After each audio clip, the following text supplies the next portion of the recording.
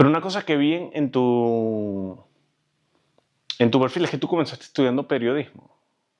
¿Eso es verdad? Sí, sí es verdad, sí. Porque fíjate algo que me da curiosidad a mí, como que directores muy exitosos siempre estudian otra cosa y uno piensa que es una pérdida de tiempo porque perdiste 2 años estudiando periodismo, lo que sea. Pero James Cameron estudió física, que es la base de todas sus películas. Los hermanos Coen estudiaron filosofía, que es como también las bases de sus películas. Entonces, ¿cómo crees tú que otro estudio te beneficia siendo director? Sí, yo lo creo, ahora mismo lo creo. No, en el momento en el que estaba estudiando no lo pensaba así. Pensaba que necesitaba volver a Inglaterra. Yo había terminado el colegio en Inglaterra y, y quería de alguna manera regresar a estudiar cine en Londres, ¿no? Entonces no, pues empecé periodismo aquí porque tampoco tenía otras opciones en España y me resultó muy interesante. Pero no, si ahora pudiera volver atrás, sí que me gustaría hacer, por ejemplo, historia del arte, filosofía, alguna carrera humanista. Creo que luego tiene mucha más utilidad que a lo mejor estudiar directamente cine, ¿no? Sí, pero es que yo creo que nosotros como artistas, o sea, el artista se beneficia mucho de la experiencia. Entonces, seas un pintor o seas un músico, si te vas al campo a vivir un año, eso es algo que te va a nutrir a ti en Sí. tu arte. Entonces, ¿tú crees que sí existe hoy día algún beneficio que veas más tangible del periodismo en tu proyecto? Que haya salido de allí. O quizás es algo tan ambiguo como, o más ambiguo como la formación simplemente que te, unos pilares. Sí, para mí la formación personal, la formación humana, volver esos años a España, también a nivel de amigos y demás, me cambió muchas cosas, ¿no? Ya te digo que yo terminé el colegio en Inglaterra y también tu cabeza se va haciendo un poco al modo de ser inglés, entonces pues yo creo que me vino bien regresar a España y estar aquí esos años. A nivel académico, la verdad es que me has sorprendido con la pregunta porque no lo hubiera dicho nunca. Eh, Quizá puede ser en la forma de organizarme el día a día y eso, pero dices, en lo que se ve como resultado final, no sabría Bueno, decirte. no necesariamente tiene que ver con eso. O sea, bueno, por lo menos yo estudié sonido originalmente, entonces claro, sí está más relacionado, mis películas son muy orientadas al sonido. ¿Estudiaste sonido porque querías hacer música o porque el sonido te gustaba? Mira, si te soy sincero, yo creo que comencé a estudiar sonido porque era divertido y no tenía que estudiar una carrera de verdad. Ah, mira. Pero ahora, hoy día me doy cuenta del gran beneficio, es un pilar igual en mi filmmaking y mis películas son muy orientadas a sonido, sé resolver cosas con sonido, sé trabajar en sonido, el diseño sonoro lo tengo presente en el set. Entonces, Ah, ya sabes que el 80% de la fotografía es el sonido, ¿no? claro, totalmente. Y sobre todo en ciertos géneros, géneros como el terror, Sí, es sí, muy orientado sí, al sí. sonido. Entonces, yo he visto ese beneficio, pero quizás, bueno, no sé, quizás la parte de organización o cómo tú funciona tu cabeza, quizás va algo por ahí, Ya. ¿no? Quizás. Pero ahí sí te veo, por ejemplo, yo estudié música. Mm. Entonces, el tocar instrumentos, el tener un conocimiento musical mínimo en la cabeza, a mí eso sí me ha ayudado luego a tratar las escenas y tratar el contenido de una forma muy musical. Para mí la música es muy A importante. ver, ¿cómo funciona eso? Explícame eso. El diseñar a veces, por ejemplo, con una música previa, el diseñar qué es lo que vamos a rodar, incluso a veces el ponerles la música a los actores para que entiendan un poco el tono que queremos conseguir, ¿no? Y no siempre, lógicamente, los ritmos de rodaje hoy en día, ojalá fuera posible, pero no. Y a veces trabajar incluso con material previo del propio compositor, por ejemplo, Vanessa Garde, que es mi amiga y con la que he trabajado mucho, pues a veces le digo, oye, Vane, pásame este tipo de música, vamos a trabajar sobre esto, ¿no? Y luego vamos creando nuestra propia melodía, ¿no? O al revés, de repente un proyecto que dices, no te voy a dar nada, solo puras imágenes y necesito que crees de cero. Claro, para que tú quieres que el actor trabaje de cero algo, pero cuando trabajas estas músicas previas al rodaje, ¿cuánto tiempo tienes de prepa darte ese lujo de poder darle música al actor? Esto, la última vez que lo hice fue en Parot, que tampoco tuvimos tanto tiempo porque era pandemia, era post-pandemia, justo ahí. em, Aquí todavía seguíamos con muchas restricciones. Lo que pasa es que a mí me ayudó en ese momento, como no podíamos tener tanta cercanía, La música me ayudó para romper esas barreras. Entonces sí que les mandé, les hice un playlist a los actores y también aparte del equipo lo compartí para que entendieran un poco el mood, ¿no?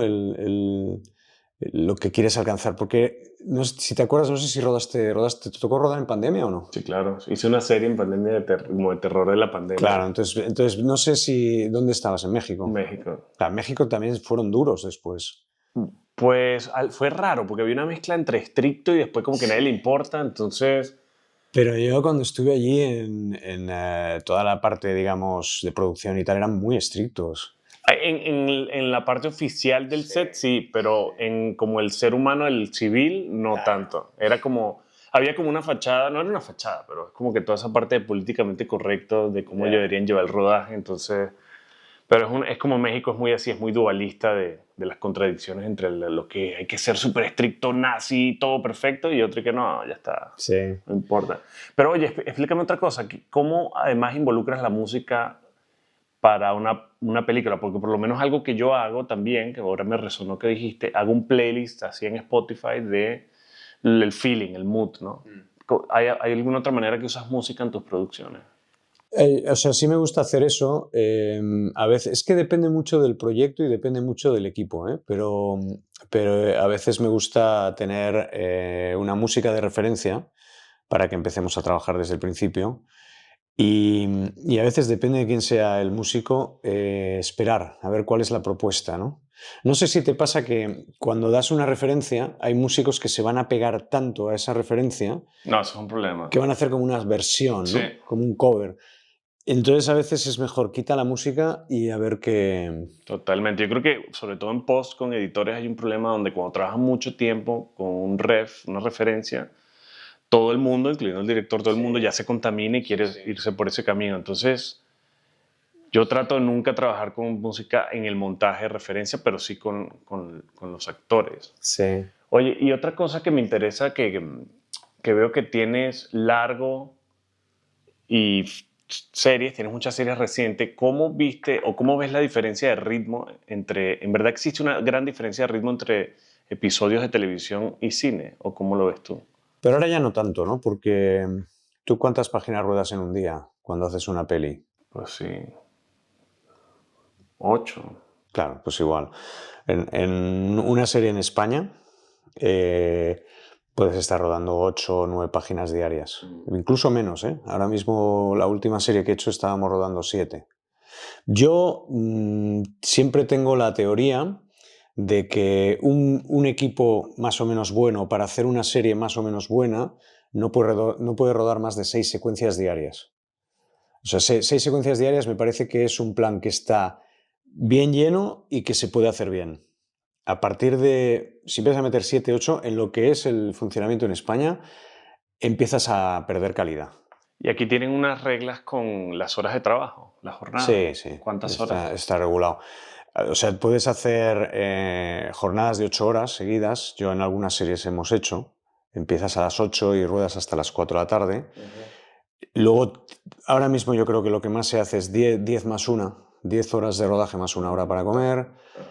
Y luego puedes pactar alguna cosa más, pero lo normal es eso. No, en México Imagínate, son, México México son es 12, ¿no? infinito, sí. No, yo he escuchado comerciales, yo he hecho muy poco comercial, pero he escuchado comerciales que se echan 18 horas, 20 horas de rodaje. Claro, pero suelen ser... ¿Dices acá? No, en México. En México. Ujú. Claro, pero en México está el tema de las horas extras como en Estados Unidos, ¿no? A Entonces, veces, depende de la producción. ya. Algunas sí, otras no. Aquí tienen eso, horas extras. Sí, pero no se pagan igual. O Claro, sea, es muy caro. el modelo este de que pagas la primera hora al doble, la segunda al triple, la tercera al Ajá. cuádruple, eso aquí no existe. Claro. Entonces, si el ritmo es igual, ¿cuáles serían las diferencias principales para ti entre una serie y una película? Porque en la serie ya tienes un director general que es el showrunner, no sé si en las series aquí en España funcionan igual, pero es como ese director general y entonces uno como director no cumple el mismo papel que en una ficción. Entonces, ¿cómo es diferente para ti cuando trabajas en eso? Pues sobre todo que tienes una mayor preparación, te da tiempo a preparar mejor.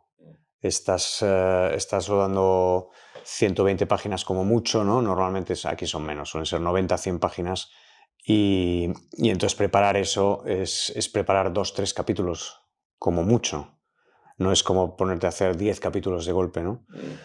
Entonces, sobre todo la preparación, pero luego yo creo que por lo general tienes más días de rodaje. O sea, te he dicho antes, 6 secuencias, yo creo que en una película en España 4 secuencias diarias es un poco lo normal. ¿Y tú crees que eso tiene que ver con el control de calidad de toda la producción o vos más detallado? Al final, nuestra profesión, ya sabes, o sea, el talento es súper importante, pero al final el talento se ve si hay tiempo y si hay dinero, ¿no? O sea, es decir, que tú tienes todo el talento del mundo, pero si te quitan el dinero y el tiempo, vas a andar muy limitado, ¿no? Entonces, al final, claro, se ve, cuando hay tiempo y hay dinero, se ven cosas muy buenas. Incluso de, a lo mejor, directores no tan brillantes hacen proyectos que están muy bien. Qué interesante eso, es verdad. El talento o la factura, el acabado depende del tiempo y el dinero. ¿Cómo balanceas tú eso? Sobre todo un largo, porque yo siento que un largo es como más autoral, como que más se trata a ti. La serie, como que siento que eres más alguien contratado que va a hacer esto, que no le quita prestigio, pero sí quiero que la manera que nos involucra a nivel personal es distinto. Entonces, ¿cómo buscas un balance en eso? Es difícil, ¿no? Porque siempre, para nosotros, como directores, siempre al final vas a considerar que tienes poco dinero y poco tiempo, ¿no? Pero yo asumo ahora, sobre todo con las series, que es lo que más hago, asumo el tiempo. La última serie me dijeron, tenemos estas semanas para hacer la serie y no hay más. Vale, pues ya está. Entonces, si me dan la libertad de poder organizar con el equipo de producción qué vamos a hacer en ese tiempo, hemos hecho maravillas. Y hemos hecho, yo de lo que estoy más orgulloso, que es una tontería, es haber creado un mini set subacuático en España que no existían para una secuencia en una serie. Porque nos dieron tiempo de poderlo hacer, decir, oye, podemos rodar esto dentro de 3 meses, aunque viene ahora, estaremos todavía en tiempos y llegaremos a entregar el capítulo. Nos dijeron que sí, pudimos preparar 3 meses de preparación para convertir una piscina y una estructura que se creó en un espacio para poder hacer bajo el agua, ¿no? Un coche bajo el agua y demás. Wow. Y tú como siendo guionista también, ¿crees que existe un gran beneficio cuando un director escribe su película? Así como, o sea, cuando yo escucho director que escribe, me viene a la mente Paul Thomas Anderson, también me vienen los hermanos Coen, como que siento que hay una visión muy particular que siento que en muchos casos funciona. Entonces, ¿tú crees que eso es un beneficio del escribir y dirigir tu propia película? Yo creo que sí, ¿tú qué crees? Yo creo que yo creo que queda mucho mejor. O sea, ahorita estoy haciendo sketches de comedias con un grupo, somos como un grupo de 4 personas, y yo siento que los que escribo yo los tengo tan claro que cuando lo dirijo funciona. Claro, si lo dirijo bien y funciona todo bien, y el casting y lo que sea, creo que el resultado es distinto, ¿sí? Porque lo tengo muy claro. Entonces, yo sí creo. ¿Tú crees que... Ahora, también el cine es un arte colaborativo. O sea, Sí, sí. lo que funciona... Y hay guiones que son maravillosos y que cuando los lees dices, oye, yo quiero hacer esto y lo haces tuyo, ¿no? De alguna manera. Luego, no sé cómo es en México. Bueno, la verdad es que yo cuando estuve en México sí tuve esa libertad, ¿eh? Pero poder trabajar el libreto. O Claro, sea, tienes el libreto. Yo ahora me hice 3 temporadas seguidas mierda. en México, sí, ¿Cuánto fueron tiempo te 22 echaste? episodios, ¿Cuánto tiempo? 7 meses allí. No, en México estuviste siete Sí, sí, meses. 7 meses rodando, Ah, ¿y sí. conociste a Pato? Sí, claro. Ah, Pato claro. estaba como uno de los productores Ajá. ejecutivos. Grandísimo, Pato. Fue Sí, sí, un sí, sí. súper, súper apoyo, súper amigo. Y sí se podía, dentro de un orden, sí podías decir, oye, esta escena no está funcionando, podemos cambiar esto y tal. Ahí había una flexibilidad y se podía hablar. Aquí a veces sí, a veces no, depende del showrunner. Claro, pero claro, eso es otro buen punto. Cuando tú entras como director de una serie, a pesar de que hagas toda la temporada, ya hay como un lenguaje o algo que se tiene que respetar. ¿Cuánta flexibilidad crees que tienes tú como director en una serie en verdad? Claro, a mí solamente me ha pasado eso una vez. Yo normalmente intento entrar como primer director en las series o compartir con el primer director el diseño de la serie, Mm, el diseño visual, digamos.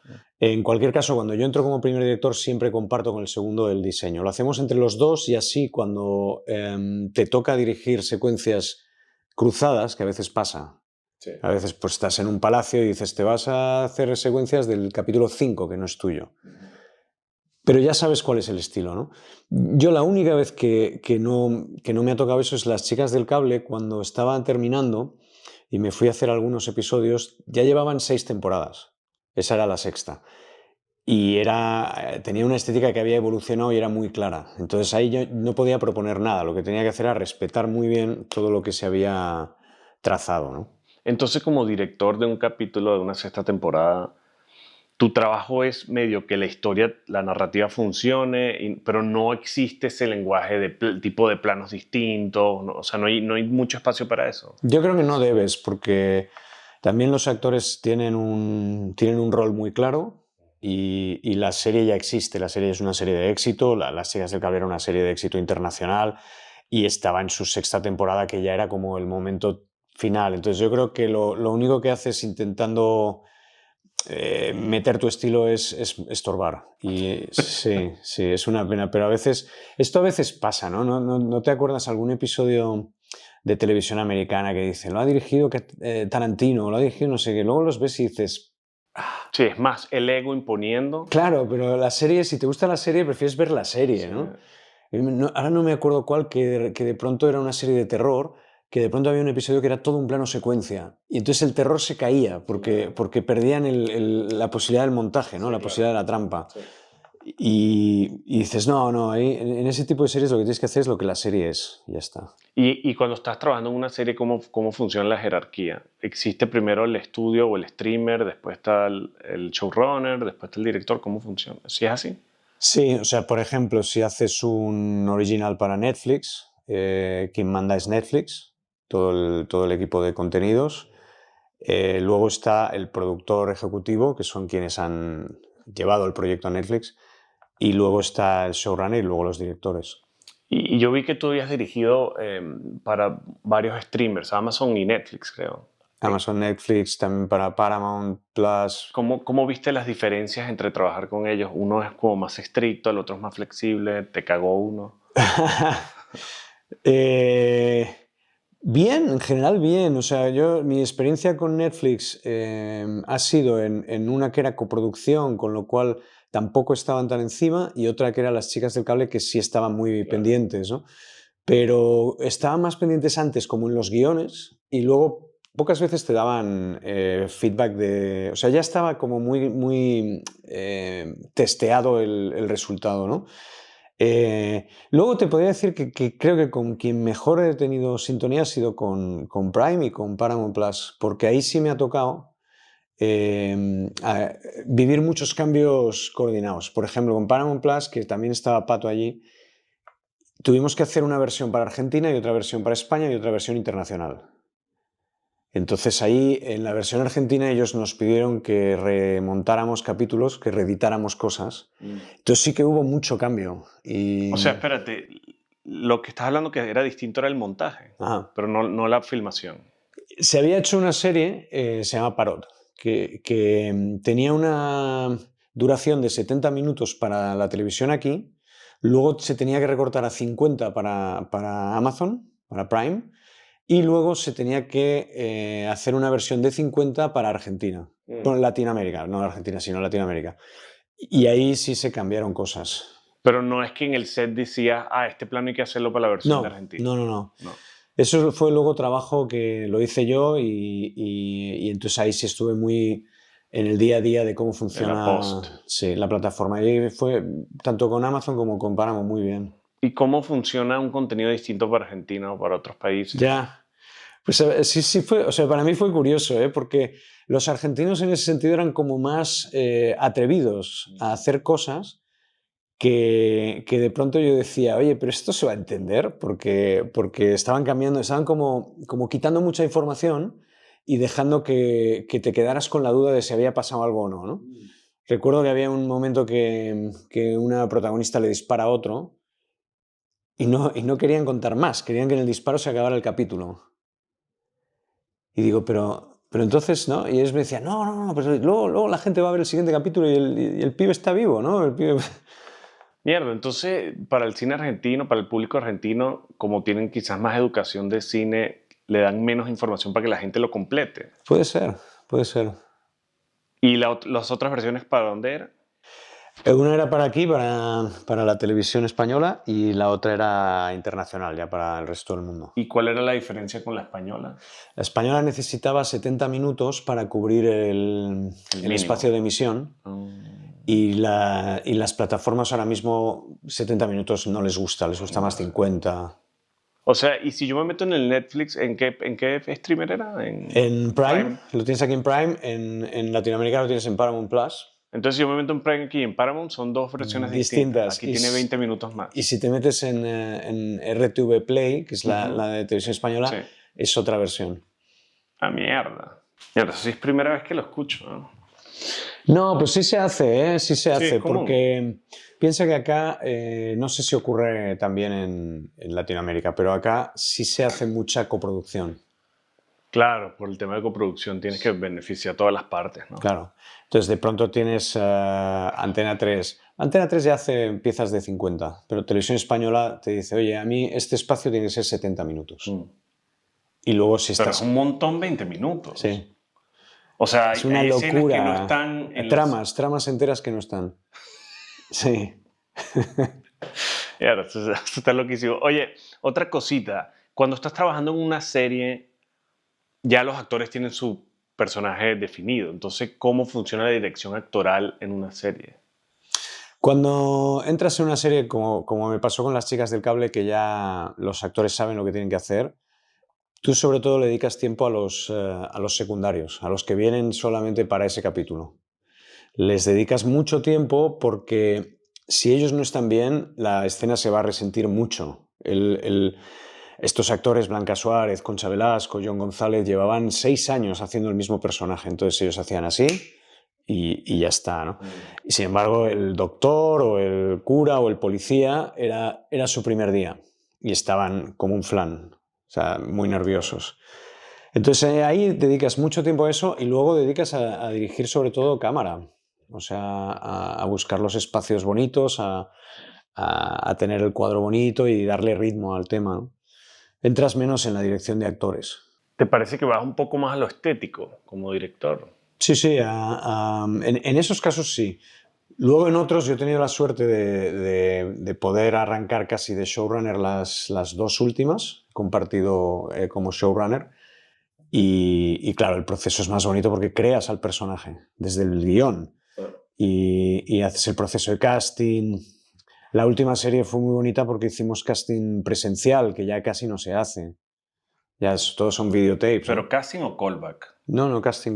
Wow. Sí, sí.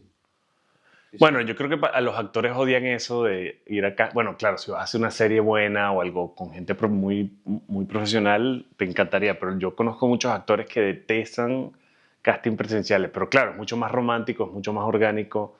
Sí, y dedicábamos como 30, 40 minutos a cada actor. Ah, no mames. Para ver cómo era la sintonía de trabajo. Y ahí eso te dice mucho, porque a veces ves un tape y puede ser un gran actor, pero a lo mejor luego es un tío muy conflictivo, ¿no? O una tía que no te entiendes o no te entienden a ti. Y ahí sí ves cosas, ¿no? Entonces, ¿tú crees que los castings a ti te funcionan en este caso para sentir la vibra de la gente y ver si Sí, mucho. En México lo primero que pedí, porque no había trabajado nunca en México, fue poder hacer todas las pruebas presenciales, personales. Estuvimos 2 semanas, me parece, haciendo castings. Vimos a multitud de gente, sí. ¿Y cómo se diferencia esto en tus largos, la dirección de actores versus serie? Claro, nada que ver.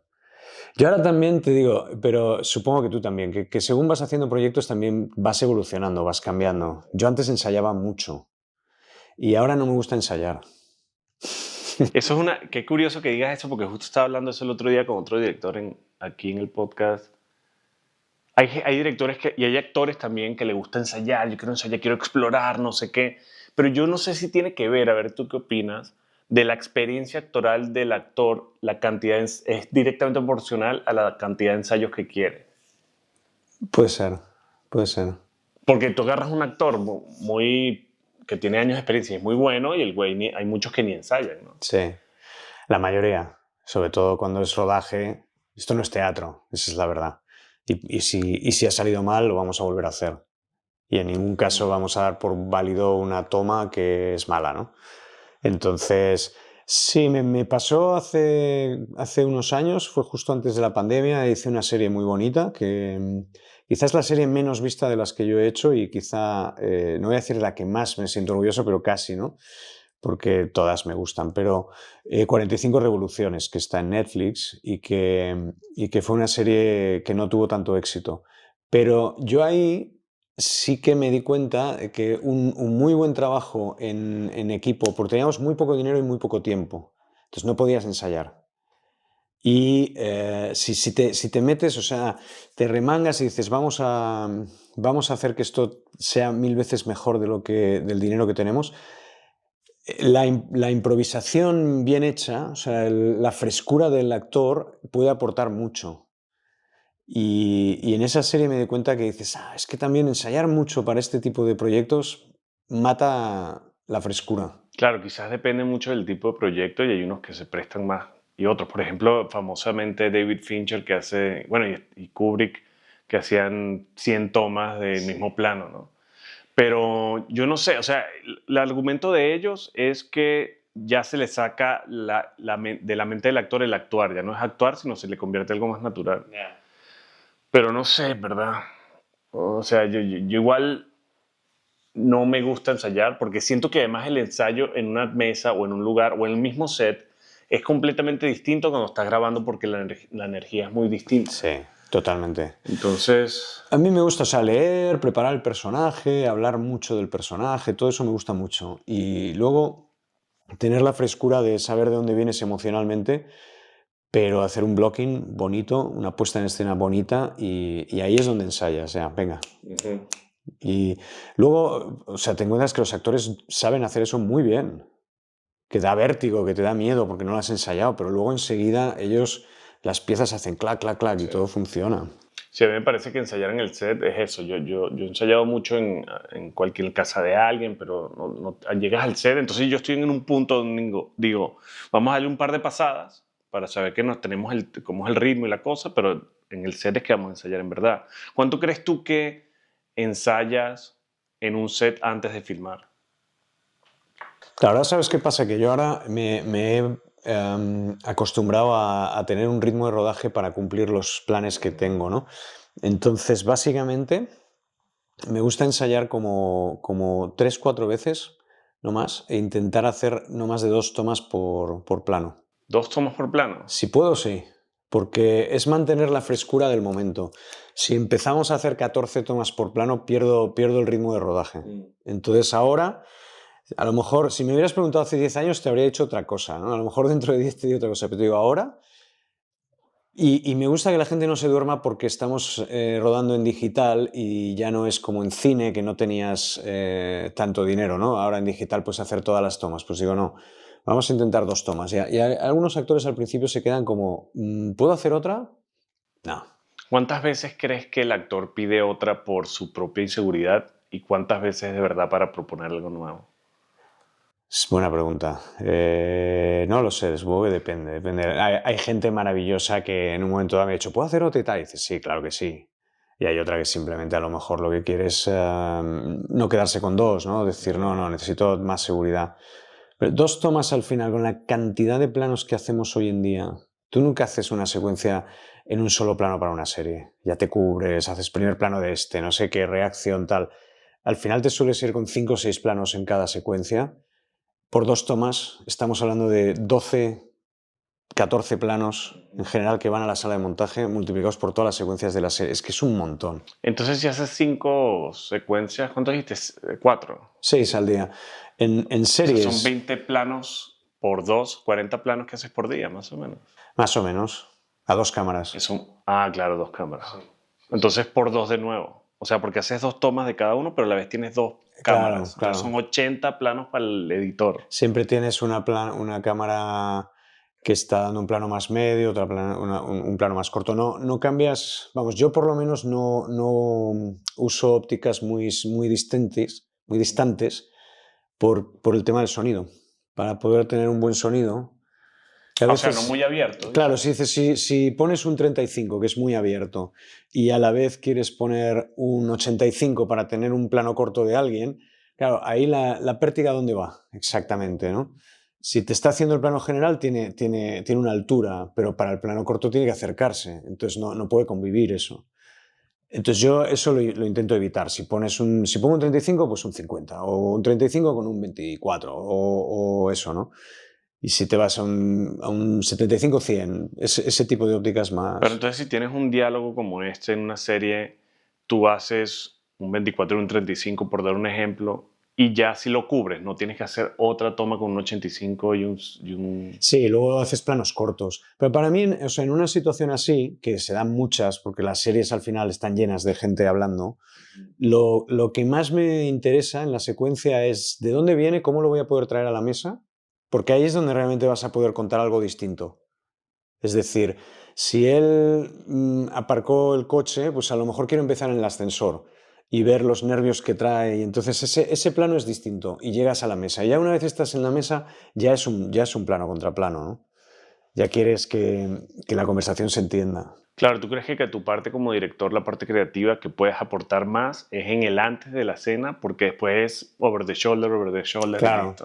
No, y otra cosa que cuando me tocó hacer, pues por ejemplo en Velvet, las escenas eran con muchas personas hablando.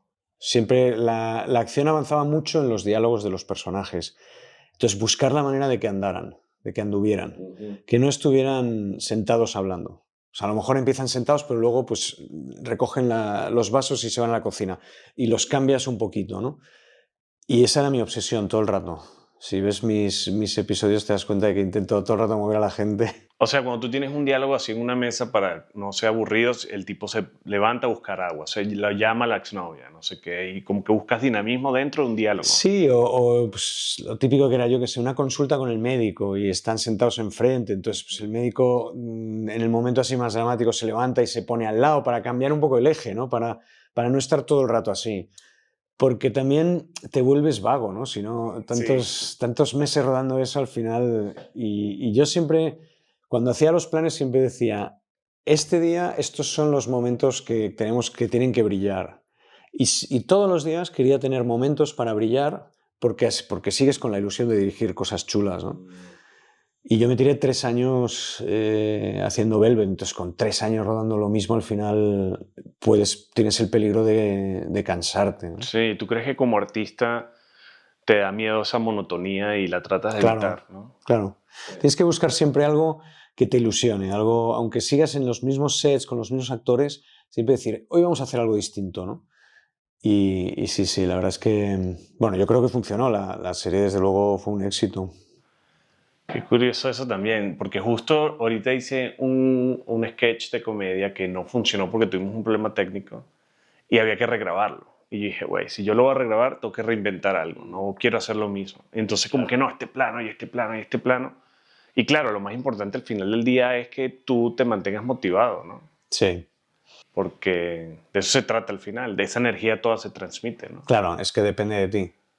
Si tienes ese sketch y es un sketch de comedia, tú eres el que le va a dar el ritmo y la gracia. Ujú. Los actores pueden tener mucha gracia y mucha magia, pero Sí, si tú no estás ahí sintonizado, no va a funcionar. sí, totalmente. Y justo he aprendido con ese proyecto eso. Oye, ¿y tú consideras que tú eres un actor, un director más emocional o más técnico en el sentido emocional de que como que le hablas del pasado y no sé qué, o técnico como que aquí haces una pausa, aquí miras para allá? Ah, las dos cosas. No me gusta hablar en toma. O sea, cuando estamos rodando, yo no soy de decir al actor cosas. Yo al actor, antes de dar acción, quizá porque crecí con el 35 milímetros y estar callado, ¿no? En el momento en el que das la claqueta, ese momento es sagrado y es el momento del actor. Yo ahí no le voy a decir nada. Si ha habido un error, ha habido algo, pues entonces paro o corto o lo que sea.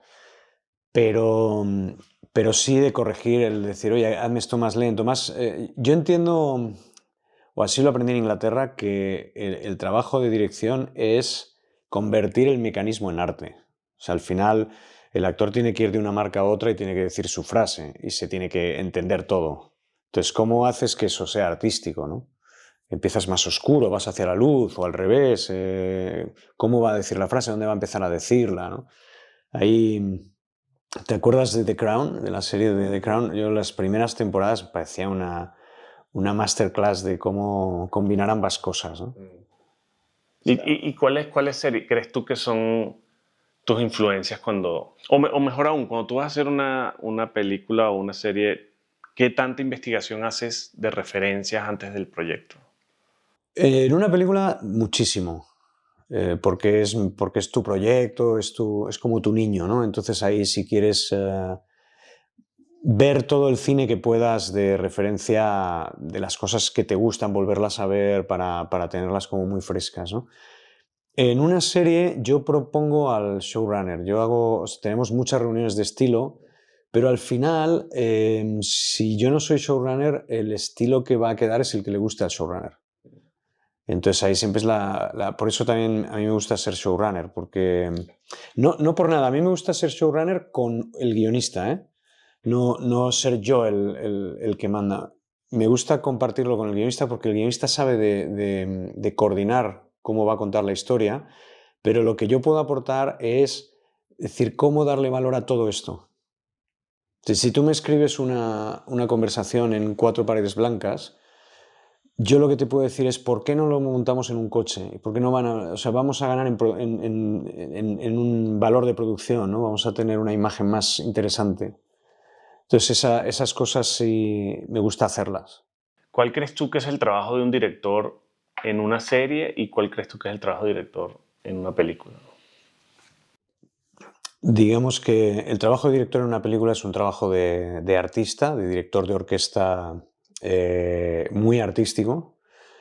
El trabajo del director es convertir en una serie, es convertir un poco en realidad los deseos de toda la parte de arriba, ¿no? O sea, en ese sentido eres más un malabarista, porque tienes mucha gente que opina, ¿no? Por ejemplo, en la serie de México, Senda Prohibida de VIX, era de las primeras series que hacía VIX y entonces, además era una serie muy histórica en México porque había sido la primera telenovela de la historia y lo estaban convirtiendo en serie. Entonces también había ahí como muchas opiniones y muchos ojos pendientes, ¿no? Entonces al final el trabajo del director es que lo que ellos vean les dé la razón. O sea, que al final a lo mejor es tu idea proyectada en sus cabezas, pero que ellos lo ven y dicen, esto es lo que yo te he pedido. Si tuvieses que enumerar cualidades necesarias para un director, así como empático o manipulador, ¿cuáles crees que pudiesen ser? Pues empático y manipulador son muy buenas. Ejemplo. Son muy buenos ejemplos, sí. Yo creo que tiene que tener mucha inteligencia emocional. Al final el director está trabajando con emociones y lo que quiere es provocar emociones. De entrada en el actor, en los actores, pero luego en el público.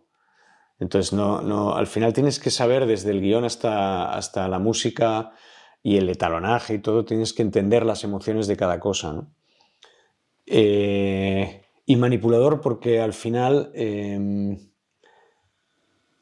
yo creo que tiene que llevar todo a su terreno. O sea, al final tiene que conseguir que el arte colaborativo, que como aquí hay un director de fotografía que dice que eso no es verdad, que es una lucha de egos, ¿no?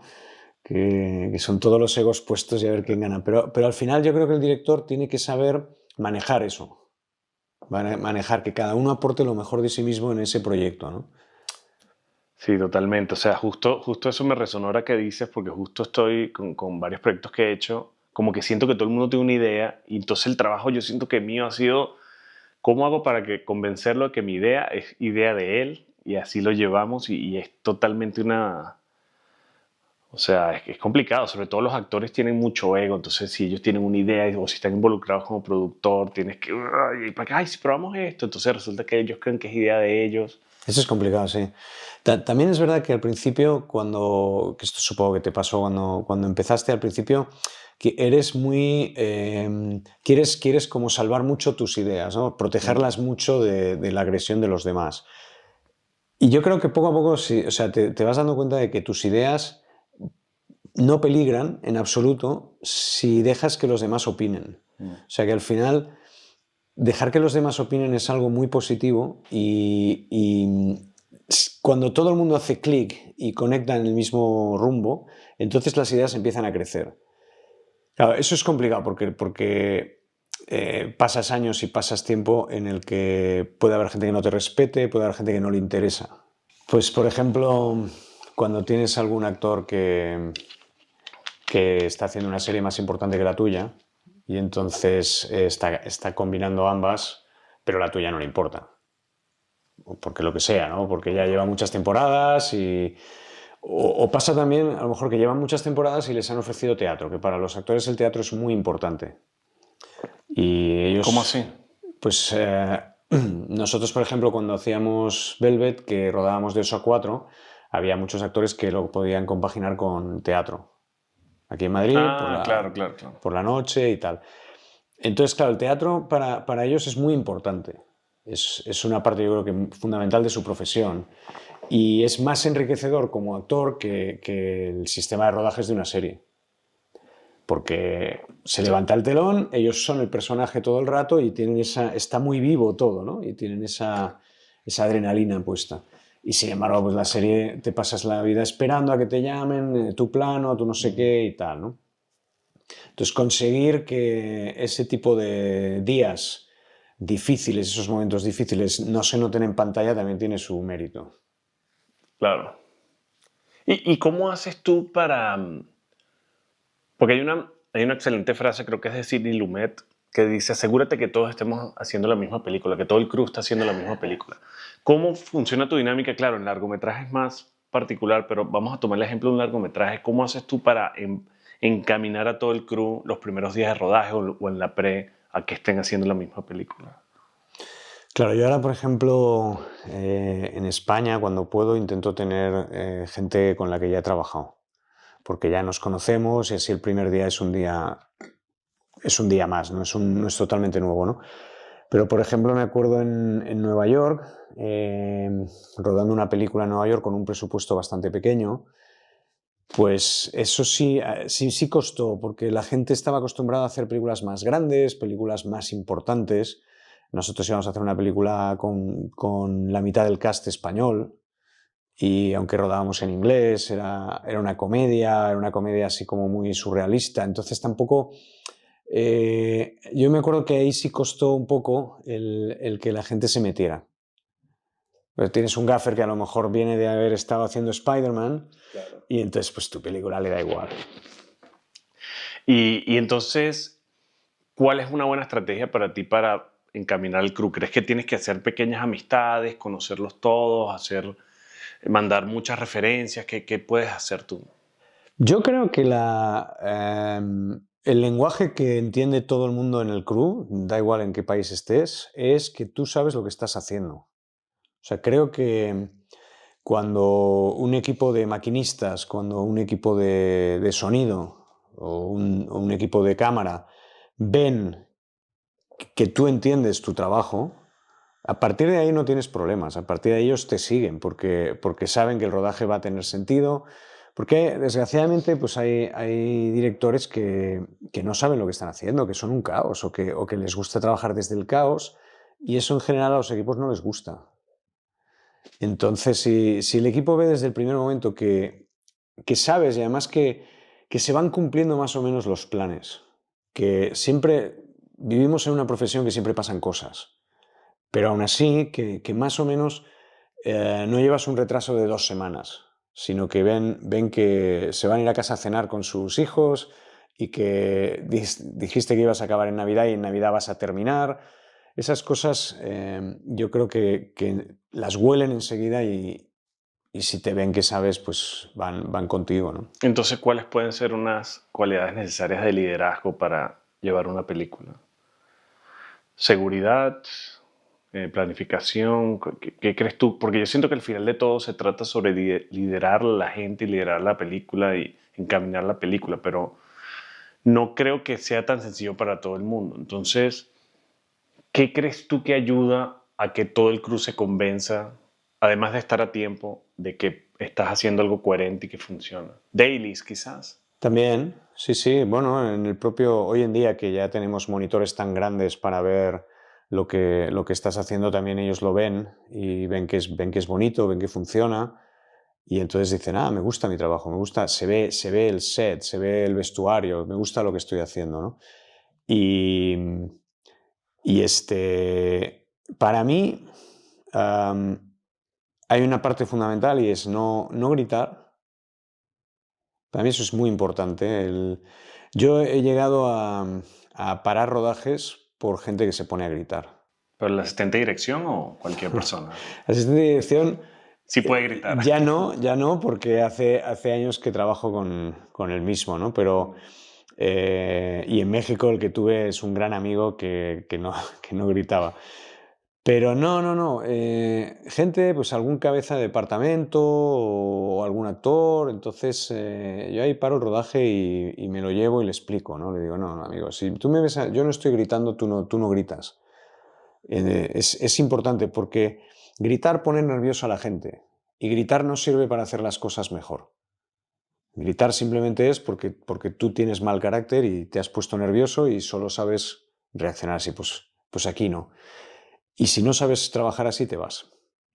Y para mí eso es fundamental. Entonces trabajas tranquilo, en silencio, con buen rollo y cumpliendo el horario. Y luego hay una parte fundamental, que es la que decías tú, que es la pasión por lo que estás haciendo. Es decir, cuando haces una película, todo el equipo artístico tiene que estar apasionado, tienen que estar haciendo como algo nuevo, diferente y mejor.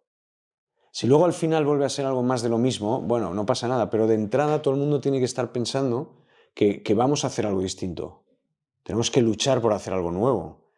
Si entramos pensando que vamos a hacer la temporada igual que la anterior, ¿para qué la hacemos? Mm. ¿Y cómo, entonces que tú cuando hablas, cuando lees el guión con las cabezas de departamento, vas dialogando con qué te parece, aquí hacemos esto y si aquí hacemos esto? Claro, cada escena paramos y sobre todo si estamos haciendo una segunda temporada o una tercera, siempre hablamos de decir, qué vamos a cambiar aquí? ¿Qué vamos a hacer nuevo? Para que exista un plus. No puede ser lo mismo. Uno no puede dar a play y pensar que está viendo un episodio de la temporada anterior, ¿no? Y si es una película, es cómo podemos mejorar esto.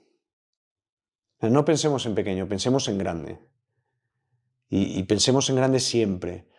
Luego ya vendrá producción y nos dirá, esto no se puede hacer. Pero no va a pasar nunca al revés, ¿no? Nunca va a venir producción y te va a decir, tenemos más dinero, ¿no? ¿Qué quieres hacer? Entonces, por eso yo creo que el sistema es piensa en grande siempre y luego ya te van cortando un poco, ¿no? Pero no aceptes nunca las primeras localizaciones, no aceptes nunca las primeras pruebas de vestuario. Esas cosas, o sea, hay que tener un listón más alto, ¿no? Y exigir y llegar a la mayor calidad que te permite el proyecto. ¿Qué porcentaje, si tal cosa existe, tú puedes decir que sacrificas un plano lindo versus un plano que apoya más la historia? O sea, te ves en alguna posición y dices, no, este plano es más lindo, pero este empuja más al personaje o la historia, pero bueno, vamos a hacer lindo. No. O sea, intentas siempre buscar la manera linda de contar la historia, pero si hay que elegir entre una y otra, siempre la que cuenta la historia.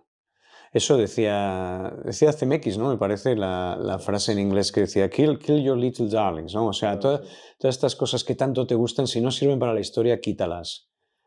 Y yo, por ejemplo, la peli esta que hice en Nueva York, me doy cuenta que hay muchos momentos que estábamos buscando la belleza de Manhattan y la belleza de Brooklyn y al final dices, parecíamos turistas, o sea, hay muchos momentos que dices, no hacía falta.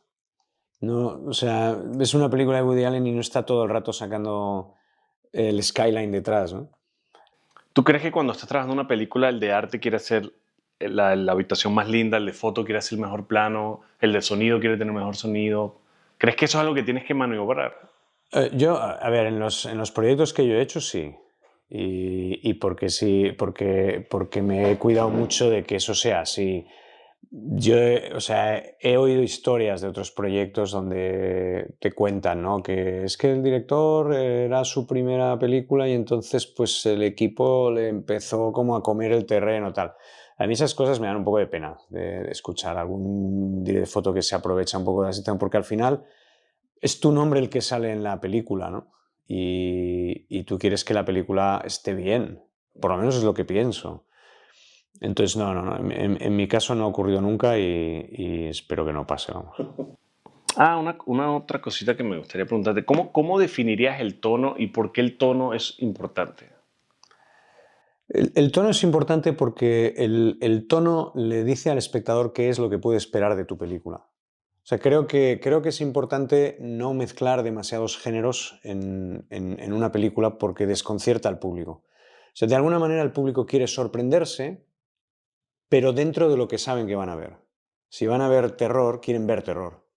Quieren ver un terror distinto, quieren ver un terror que no hayan visto antes, pero quieren ver terror. Y si van a ver comedia romántica, quieren ver comedia romántica. Entonces el tono hace que el espectador se identifique con, esto es lo que yo quería. Si quieres un cine muy de autor, también tienes que tener un tono particular, que es el tono personal con el que tú ves las cosas. Pero tiene que existir un tono. Y eso a veces, en el caso de autores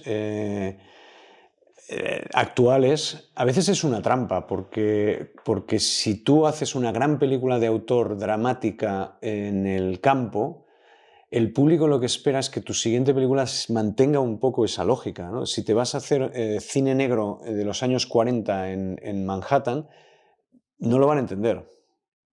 Entonces no entienden que un director de cine puede tocar muchísimos géneros, ¿no? Pero Y por ejemplo, si ves una película como Parasite, que es una mezcla de géneros, yo creo que tiene... Y siento que pasa mucho, siento que ahorita, no sé si viste a Nora, que ganó el Oscar a Mejor Película, comienza como una película de algo y termina como una película de otra cosa. Siento que el tono y hasta el género cambia. Entonces, creo que hay muy pocos directores que lo pueden lograr bien. Creo que otra es Jordan Peele con Get Out, que es como un comedia, pero en verdad es terror. bueno, Get Out, sí, o sea, yo creo que es de lo primero que vimos así, ¿no? Sí, son tres muy buenos ejemplos porque efectivamente van mezclando los géneros. En sí mismo también es un género la mezcla de géneros, ¿no? Pero a mí en Parasites lo que me resultó es que el espectador salía muy confundido. O sea, el espectador es verdad que el director quería provocar y provocó, ¿no? Y funcionó muy bien. Pero aquí por lo menos lo que te contaba la gente es, ¿a ti qué te ha parecido, no? Porque ese cambio radical que hace, ¿no? Sin hacer spoilers, pero de repente la película se convierte en un drama familiar cuando parece primero que es una peli tipo Oliver Twist de pickpockets y luego es una cosa más de Tarantino, ¿no? Casi. Am, bueno, a mí la peli me gustó y a mí me gusta que me sorprendan de esa manera. Y a Nora también. Y sobre todo me gustó Get Out, de estas tres, me gustó Get Out porque yo sabía que iba a haber terror y entonces, claro, no me resultó tan tramposo, por decirlo de alguna manera, ¿sabes? Sabía que iba a haber terror y entonces empieza casi como comedia romántica, ¿no? Y todo muy bonito y tal. Pero ahí ves que ese giro es muy divertido, muy interesante. Sí, yo creo que es una línea muy delgada, porque Juan vi el otro día en el cine. Vi otra igual que Anora que cambiaba completamente y no sirve. O sea, siento que estás caminando un hilito. Es que yo creo que Nora lo que funciona son ellos, los actores, porque la convierten un poco en un cuento, es casi un cuento de hadas. Y entonces, pues, que por supuesto lleva un entorno, pues eso, de strippers, de mafia y demás, ¿no? Pero lo que le hace funcionar a veces son los actores. Y en Parasite un poco también, ¿eh? Sí. Porque están fantásticos todos. Justamente he tenido ese tema con el casting porque como estoy ahorita trabajando con ciertas personas obligado porque somos un conglomerado que hacemos la comedia, hay casting que simplemente no encajan. Entonces he investigado mucho sobre el tema y estuve viendo directores como Clint Eastwood que dice que el casting es 90% del trabajo de una película. Entonces, ¿cómo, cómo, cómo es tu criterio para el casting, además de lo que dijiste de que haya buena vibra? Ahí hemos conectado con muchos directores que has mencionado, ¿eh? Porque para mí Clint Eastwood es un referente absoluto. También David Mamet, eh, pues Perdona, repíteme una pregunta. Decías... ¿Cómo es el criterio de casting o cómo tratas de asegurarte de tener mejor Sí, casting? o sea, yo también pienso que el trabajo de casting te hace, quizá no el 90, pero hoy en día el 80, 80 y tantos por ciento de la película, ¿no? Porque realmente si lo haces personal, es que ves si el actor funciona, lo comparas, le haces un callback, ves cómo trabajas con él, ves si responde, y ahí en principio te puedes llevar sorpresas, pero suele funcionar. Si te toca un actor que viene impuesto por la plataforma o por el conglomerado o lo que sea, pues tienes que sacar de él lo que no tiene, ¿no? Ahí es donde sacar su mejor versión. A mí me ha pasado y ha habido resultados buenos y resultados malos. Incluso ha habido resultados que el propio actor se ha enfadado. Y yo lo respeto y lo entiendo, porque se ha visto luego en pantalla y ha dicho, oye, no, esto no es lo que yo pensaba. Me habéis tratado mal. Pero eso es una serie. Por ejemplo, sí. Sí, sí, siempre en series, en Ah, mierda. películas. Claro, pero ahí tú crees que hay un tema de ego, ¿no? Del resultado final. Bueno, que no hemos sabido hacerlo bien, porque a veces también es verdad, es muy difícil. No todos los actores cómicos son buenos para drama y no todos los actores dramáticos son buenos para comedia. Eso, hay gente que tiene un talento excepcional para todo y gente que es mejor en un nicho, ¿no? Y ahí pues te pasa, y si ahora tienes este caso con el actor que te han puesto, pues a lo mejor descubres magia, a lo mejor no. Pero claro, si no hay magia, si no hay magia ya no va a haber magia. No es en plan, dentro de 3 meses a lo mejor haces así, va a haber magia, ¿no? Es complicado. Oye, Gustavo, para cerrar, ¿por qué no nos recomiendas una película que te haya marcado? Quizás si es una película española estaría bueno. Una película española que me haya marcado. O una, Ah, o... sí. Sí. El viaje a ninguna parte. El viaje a ¿Qué ninguna año parte es? de Fernando Fernán Gómez. Es de los años 80, yo creo. Es la primera película que ganó un Goya.